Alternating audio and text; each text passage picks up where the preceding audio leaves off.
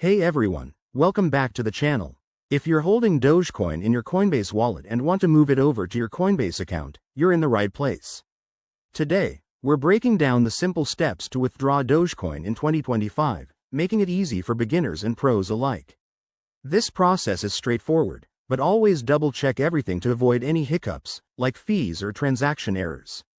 Let's dive in. First things first, make sure you have both the Coinbase Wallet app and a Coinbase account set up and verified. Open your Coinbase Wallet app on your phone or device. You'll see your dashboard with all your assets. Find and select your Dogecoin balance. It's usually listed under your portfolio or wallet section. Next, tap on the Send or Withdraw button for your Dogecoin. This might say Transfer, depending on the app version, but it's the option that lets you move crypto out. Now, you'll need to enter the recipient address.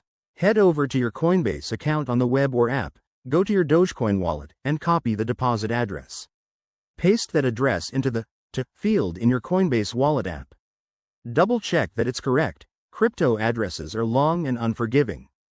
Before you confirm, review the amount you're sending, any network fees, and the estimated arrival time. Dogecoin transactions are typically fast and cheap, but fees can vary.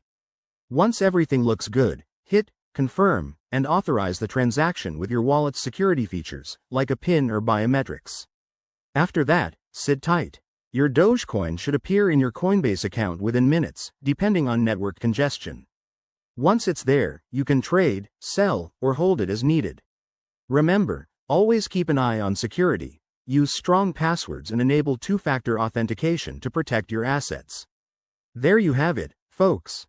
Withdrawing Dogecoin from Coinbase Wallet to Coinbase is a breeze once you know the steps. If this tutorial helped you out, smash that like button, subscribe for more crypto guides, and drop a comment below if you have questions. Thanks for watching, and I'll see you in the next video.